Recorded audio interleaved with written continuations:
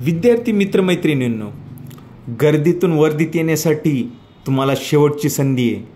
क्लासला फीस न भरता मिळवा 1000 रुपयाची बक्षीस. उमेद स्पर्धा परीक्षा मार्गदर्शन संस्था बीड आपल्यासाठी घेऊन येत आहे आयुष्य बदलण्याची संधी. दिनांक 30 जून 2024 रोजी रविवारी सकाळी 10 वाजता एक लेखी परीक्षा द्या आणि आपलं आयुष्य बदला. संपर्क घुमरे हॉस्पिटल, कॅनाल रोड, नगर नाका, Beed.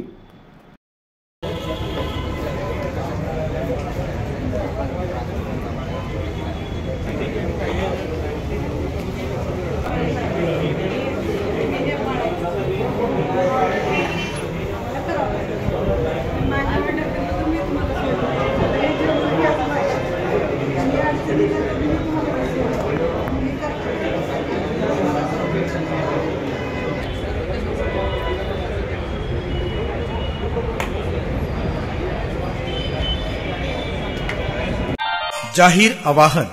Anti corruption bureau Beed तर्फे जनतेसाठी अतिशय महत्त्वपूर्ण आवाहन. बीड जिल्ह्यातील नागरिकांना आवाहन करण्यात येते की शासकीय कामाकरिता लाच मागणाऱ्या लोकसेवकांविरुद्ध तक्रार असल्यास लाचलुचपत प्रतिबंध विभाग बीड या कार्यालयाशी संपर्क साधावा.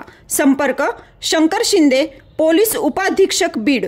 संपर्क क्रमांक 93 55 100 100. बीड ऑनलाईन ज्ञानभूमीमध्ये आपलं सर्वांचं स्वागत. मी ज्ञानभाऊ आहे. सध्या प्रचंड शेतकरी संकटात सापडलेला आहे. बियाणं भरण्यासाठी, खतासाठी, औषधासाठी शेतकऱ्याकडे पैसा नाही. जे काही पैसा आहे ते बँकेमध्ये आहे आणि बँकेच्या सर्व कर्मचाऱ्यांनी आज बीड जिल्ह्यामध्ये बेमुदत बंद ठेवलेला आहे. कारण वडवणीमध्ये SBI बँकेच्या मॅनेजरला युवराज पाटील यांना तिथल्याच काही लोकांनी बँकेमध्ये मारहाण केल्याच्या निषेधार्थ आज संपूर्ण बीड जिल्ह्यातील 48पेक्षा जास्त SBIच्या शाखा आहेत.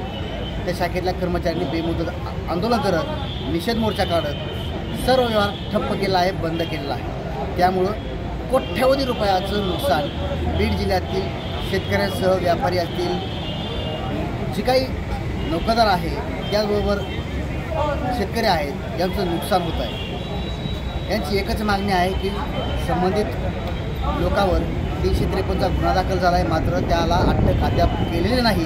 तात्काळ त्यांना अटक करावी आणि आम्हाला पोलीस संरक्षण द्यावं, ही मागणी या सर्व SBI बँक कर्मचाऱ्यांची आहे. त्यामुळं त्यांनी आज सकाळीच पायी मोर्चा काढत जिल्हाधिकारी यांना निवेदन दिलं आहे. आता पोलीस अधीक्षक कार्यालयामध्ये त्यांनी ठाणसुद्धा मांडलं आहे. सदरील व्यक्तींना, आरोपींना तात्काळ अटक करावी एकच मागणी आहे. मात्र सध्या बीड जिल्ह्यामध्ये सर्व बँकेचे व्यवहार बंद असल्याने प्रचंड प्रमाणामध्ये कोट्यवधी रुपयाचं सध्या तरी नुकसान होताना पाहायला मिळतं आहे. अनेक शेतकरी सध्या अडचणीत आहेत. याकडं शासन, प्रशासन आणि बीड जिल्ह्याचे पालकमंत्री धनंजय मुंडे कसे पाहतात आणि नव्यानंच आता जिल्हाधिकारी झालेले पाठक सर हे सुद्धा किती गांभीर्यानं या शेतकऱ्याकडं आणि बँक कर्मचारी काय असतील त्यांचा व्यवहार कधी सुरू होईल हाच येणारा काळ सांगेल.